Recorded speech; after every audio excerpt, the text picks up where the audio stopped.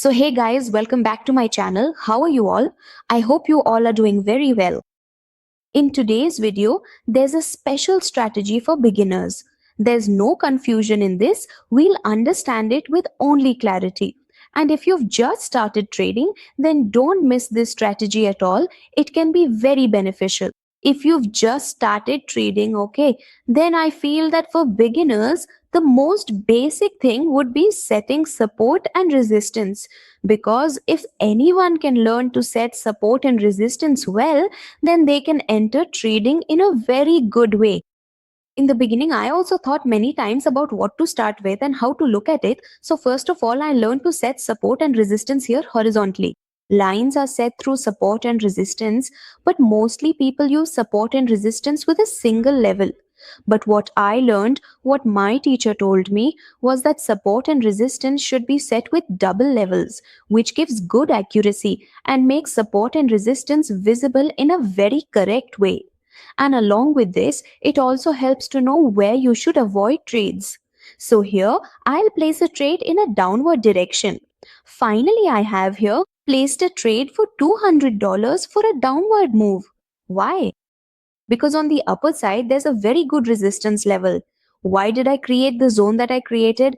Like the market movement was bullish, the buyers took the market to the upper side, so the market came up to this high price. But in the end, it was found that there are sellers here, so the sellers brought the market down and a long wick formed here. Now, why has this long wick formed? What's the reason? The market was going up and the market was going down, so what indication does this give?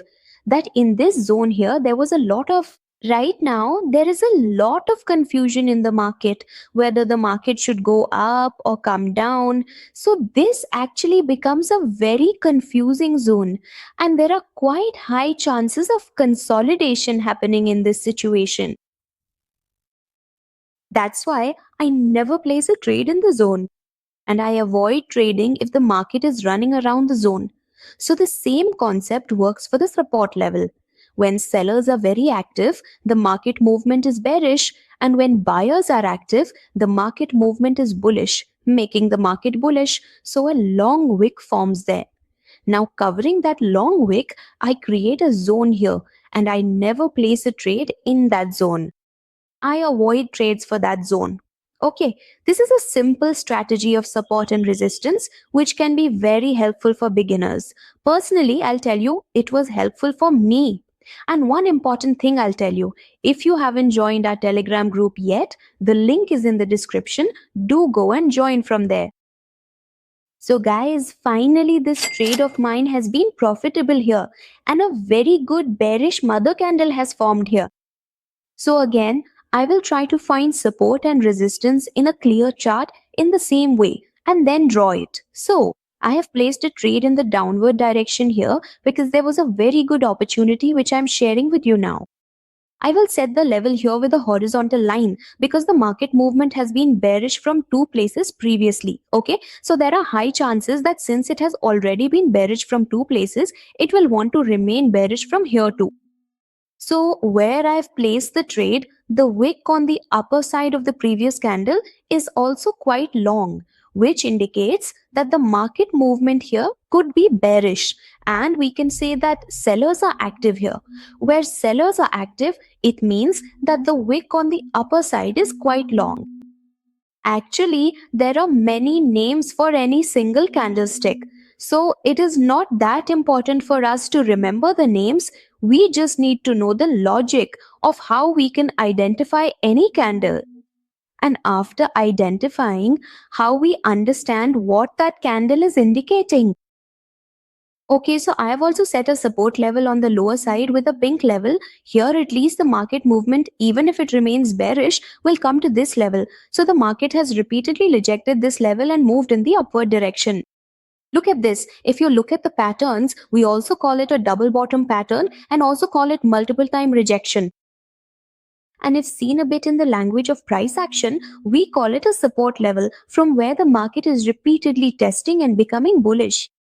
Okay, so these are not all different concepts, just their names are different. So, what to do? Just the main logic, the main topic is supply and demand. sellers and buyers, where sellers and buyers are active, where they are inactive. So it is important to understand all these things, I feel, if you're a beginner, because beginners who want to enter trading, they find many things. They understand it in a way that perhaps trading is very risky. It is highly risky. Look, it is risky. This is true. There's no doubt about it. But technical analysis is very simple if we use it in the right way. Okay, so I will have to wait here for a bit. If the candles move a bit more towards the lower side, then there will be a downward movement here.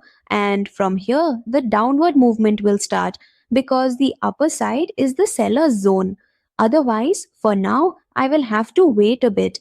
And the trade could also be a loss because it is running a bit in the opposite direction. I'm not a financial advisor, so please do your own research before placing any trade because trading is very risky and you could also face losses here. So it was really good luck that my trade here has been profitable. So let me give you a proper alert that trading is indeed risky. Even if someone places a trade of just $1, you should do it very carefully with research. And the important thing is about money management. Because in trading, people have the greed of over trading, thinking we can become rich in a single day, which is not possible at all. Patience is needed here, just like when we try anything or want to do something in any field, everything has a criteria for how much time it will take. There's a time period for everything. So, similarly, give it a time period here and spend time on learning and understanding. Only after that can you find success here. That's what I feel. So I'm trying to change the chart here, trying to find a chart with good movement that has long, long wicks so I can create a zone there, a support zone, and a buyer zone after that. And here I've placed a trade for a green candle in the upward direction. Why? Because on the lower side, there's a very good green. The wick on the lower side of the green candle is long, which indicates that buyers are active here. So I can set a support level here. So I've created a zone like this here, covering this wick, you see. Okay, now from this zone, the market movement should remain bullish because previously too, the market has been bullish from this level. So there are high chances the market could stay bullish. Otherwise, there's no 100% certainty. It's possible there's a breakout of the support level here. So scenarios can change too. So I'll have to wait a bit here for the final result. And here, I think my trade is ending in a loss. See, there's a loss here. So here I've placed not one but two double trades in the upward direction. Why? Because I feel that in price action, deciding on one particular candle can be a bit of a difficult task.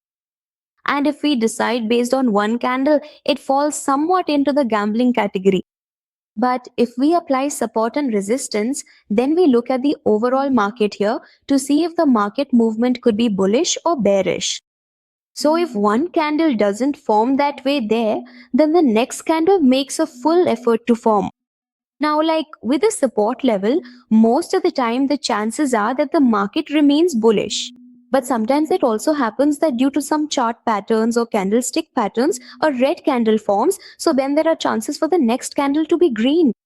So for this reason, I have placed a double trade here in the upward direction and I have also set a resistance level on the upper side. At least the market movement will be up to that zone. Until it reaches a resistance level, the market can remain bullish here. And I won't say at all that the market will continuously form green, green, green candles here until it reaches our resistance. It could also happen that a green candle forms and some red retracement candles form in between, okay? And sometimes for market stability, some opposite candles are formed. But we know that there are quite a lot of buyers here. Small red candles also form. Okay, so all these things are small details that only come through experience. But if you stay connected to my channel, you won't need to gain a lot of experience yourself. You'll get things directly here, like what things you should avoid in trading and what things you should look for. So, this is a simple strategy for beginners to draw support and resistance properly. If you want strategies for beginners like this, then please comment in the comment box. So guys, finally, both of my trades have been profitable here, okay? So in today's video, I understood how we can set support and resistance. When I first started trading, I didn't set support and resistance like this. I used to set them with a single level. But I found out later, so I tried this. After that, I got quite good results. That's why I've shared this with you. So guys, that was all for today's video. If you liked the video, then do give it a like. If you've come to the channel for the first time, then don't forget to subscribe at all. If you're a beginner, then also press the bell icon so that you don't miss upcoming videos. See you in the next video. Until then, thank you.